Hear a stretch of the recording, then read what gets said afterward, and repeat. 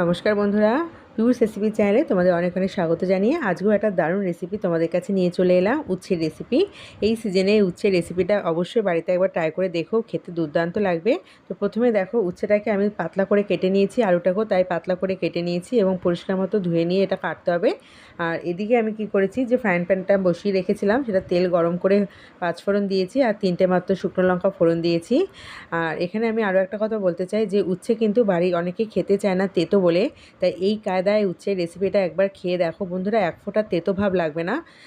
মনে হবে না যেটা উচ্ছের, মনে হবে যেন অন্য কোনো সবজি দিয়ে এটা তৈরি করা হয়েছে, মানে এতটা টেস্টি হয়েছে, কিন্তু তেতো ভাব একদম লাগবে না। তাই আমি যেরকম কায়দায় এটা রান্না করেছি সেই রকম কায়দায় কিন্তু তোমরা বাড়িতে একবার বানিয়ে দেখো। পাঁচফোড়ন আর শুকনো লঙ্কাটা আমার একটু ভাজা হয়ে গেলেই এর মধ্যে আমি দিয়ে দেবো কেটে রাখা উচ্ছে এবং আলুটা। উচ্ছে তো অনেক রকমভাবেই তোমরা রান্না করেছো বন্ধুরা, কিন্তু এই কায়দায় খেয়ে দেখো, এটা খেতে ভীষণ ভালো লাগবে।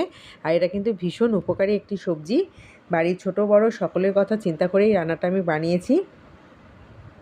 দেখো আমার ফোড়নটা কিন্তু একটু ভাজা হয়ে গেছে, কারণ মশলাটা যেটা পাঁচফোড়ন দিয়েছি সেখান থেকে একটু গন্ধ মানে বেরোতে শুরু করেছে, আর গন্ধ বেরোলেই ভাববে এটা ভাজা হয়ে গেছে। দিয়ে দিলাম এখন কেটে রাখা আলু আর উচ্ছেটা। আরও একটা কথা বলে রাখি বন্ধুরা, উচ্ছেটা কাটার সময় উচ্ছের ভেতরে দেখবে একটু শক্ত দানা দানা বীজ থাকে, অনেকেই সেটা খেতে চায় না, তো সেই বীজটা ফেলেই কিন্তু সবজিটা কাটবে, দেখবে খেতেও খুব ভালো লাগে। আছে এখন আমি আলু আর উচ্ছেটাকে ভাজবো। আর এদিকে চলে এসেছি, একটা শিলনোড়া নিয়েছি, তার মধ্যে 2 চামচ সর্ষে দিয়েছি, আমি কালো সর্ষে ব্যবহারটা করেছি, চাইলে সাদা সর্ষেও দিতে পারো। আর 4টে আমি লাল লঙ্কা দিয়েছি, পাকা লাল লঙ্কা। আর সর্ষেটা এখন আমি বেটে নেব। তোমরা চাইলে কিন্তু মিক্সচারে এটা বেটে নিতে পারো, কিন্তু আমার জন্য একটু খুঁতখুঁতে ভাব আছে, তো তার জন্য কিন্তু আমি সবসময় এই ধরনের বাটাবাটিগুলো শিলনোড়াতেই ভালো করি। মানে সর্ষে, পোস্ত, এই ধরনের ছোটো ছোটো জিনিসগুলো যখন আমি বাটি, আমার যেন মনে হয় যে মিক্সচারের থেকে যেন শিলনোড়ায় বাটলে জিনিসটা খেতে ভালো লাগে। তো তার জন্য আমি এটা বাটছি। তোমরা এতটা পরিশ্রম না করলেও পারবে, তোমরা কিন্তু মিক্সচারে করে নিতে পারো, খুব সুবিধা হয়। আবার এখন তো রেডিমেড পাওয়াই যায় কিনতে সর্ষে পোস্ত বাটা, তো সেটা দিয়েও কিন্তু তোমরা করে নিতে পারো।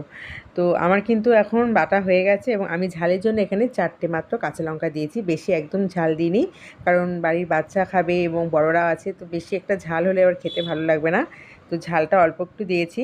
তো আমার এই কাছের বাটিটা দেখতে পাচ্ছ, এই 1 বাটির সমান মশলাটা হয়েছে। আর এই রান্নাটা একটু মশলাটা বেশি হলে না খেতে খুব ভালো লাগে, মানে গরম ভাত দিয়ে এটা মেখে খেতে জাস্ট অসাধারণ লাগবে।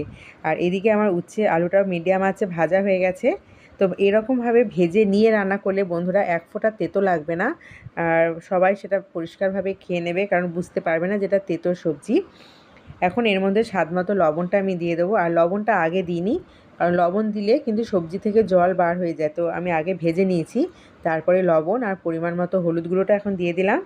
আর আমি যে মশলাটা বেটে রেখেছিলাম সেই মশলাটাও এখন আমি দিয়ে দেবো। অনেকেই বলে যে সর্ষে বেশিক্ষণ কষাতে নেই, সর্ষে বেশিক্ষণ কষালে নাকি একটা তেতো ভাব ছাড়তে শুরু করে। তো বন্ধুরা সেটা আমি জানি না, কিন্তু আমি কিন্তু সর্ষে রান্না যখনই করি একটু কষিয়ে নিয়েই আমি রান্নাটা করি, আমার যেন মনে হয় এতে টেস্ট আরও দ্বিগুণ বেড়ে যায়। তো সর্ষেটা দেওয়ার পর কিন্তু ভালো মতো আমি দেখো মশলাটা কষিয়ে নিচ্ছি সবজিটা দিয়ে, আর সামান্য একটু জল দিলাম, বাটিটা ধুয়ে একটু জল দিয়ে দিয়েছি, এবং মিডিয়াম আছে এরকমভাবে সবজিটার সাথে সর্ষেটাও ভালো মতো আমি কষিয়ে নাড়িয়ে নিয়েছি। এখন এর মধ্যে আমি জল দিয়ে দেবো, আর এখানে আমি 2 বাটি সমান জল দিয়েছি, কারণ এটা কিন্তু একটু ড্রাই হবে, বেশি একটা ঝোল থাকবে না, তাই 2 বাটি সমান আমি এখানে জলটা দিয়ে দেবো। এই রেসিপিটা অবশ্যই তোমরা একবার বাড়িতে ট্রাই করে দেখবে বন্ধুরা, এটা খেতে খুব ভালো লাগে এই সিজনে কিন্তু, আর যে কোনো সিজনে এই উচ্ছে কিন্তু খাওয়া ভীষণ উপকার। আজকের এই আলু উচ্ছের রেসিপিটা তোমাদের কেমন লাগলো তোমরা কিন্তু কমেন্টসে জানাতে একদম ভুলবে না, আর রেসিপিটা ভালো লাগলে কিন্তু অবশ্যই লাইক কমেন্ট শেয়ার করবে বেশি বেশি করে, চ্যানেলটিকে তোমরা সাবস্ক্রাইব করে রাখবে, আর পাশে থাকা বেল আইকনটি অন করে রাখবে, আমি যখন নতুন রেসিপি আপলোড করব তার নোটিফিকেশানটা সবার কাছে প্রথমে পৌঁছে যাবে। আর যে সকল বন্ধুরা ফেসবুক থেকে রেসিপিটা দেখছো, যদি রেসিপিটা তোমাদের ভালো লাগে অবশ্যই তোমরা লাইক কমেন্ট শেয়ার করো, এবং আমার ফেসবুক পেজটিকেও কিন্তু তোমরা ফলো করে রাখবে। তো চলো বন্ধুরা, আমি দেখো 5 থেকে 7 মিনিট মতো সবজিটাকে ভালো মতো ফুটিয়ে নিয়েছি, এবং সবজিটা কিন্তু আমার সুন্দরভাবে সিদ্ধ হয়ে গেছে, আর মশলাটার জন্য কতটা সুন্দর গাঢ় লাগছে তোমরাই দেখো। আরও 2 থেকে 3 মিনিট আমি সবজিটাকে আরও একটু সিদ্ধ করে নেব, আর এখানে যে জলটা তোমরা দেখতে পাচ্ছ সেই জলটাও অনেকটা টেনে নেবে। তো চলো এখন আমি এটা গরম গরম পরিবেশন করে নিই। আর এই উচ্ছের রেসিপিটা কিন্তু তোমরা অবশ্যই রুটি পরোটার সাথেও খেতে পারবে। এটা খেতে ভালো লাগে ভীষণ, ভাতের সাথেও খেতেও দুর্দান্ত লাগে। তো অবশ্যই তোমরা একবার ট্রাই করে দেখো, আর আমাকে কিন্তু কমেন্টসে জানাতে একদম ভুলবে না, কারণ তোমাদের কমেন্টসগুলো পড়তে কিন্তু আমার দারুণ লাগে। আর তোমরা কোথা থেকে সবাই ভিডিওটা দেখছো বন্ধুরা, তাহলে সেটাও কিন্তু কমেন্টসে অবশ্যই লিখে দেবে। তো চলো গরম গরমে এখন আমি এটা পরিবেশন করে নিই। আশা করছি আজকের রেসিপিটাও তোমাদের কিন্তু ভীষণ ভালো লেগেছে। আর অবশ্যই কিন্তু তোমরা বাড়িতে এই কায়দায় একবার উচ্ছের রেসিপিটা বানিয়ে দেখবে। আরও হ্যাঁ, যারা আরও নতুন নতুন রেসিপি জানো অবশ্যই আমাকে জানাতে ভুলবে না।